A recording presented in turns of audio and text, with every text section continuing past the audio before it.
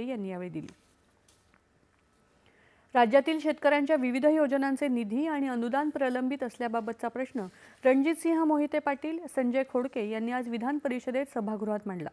याला कृषी राज्यमंत्री आशिष जयस्वाल यांनी उत्तर दिलं।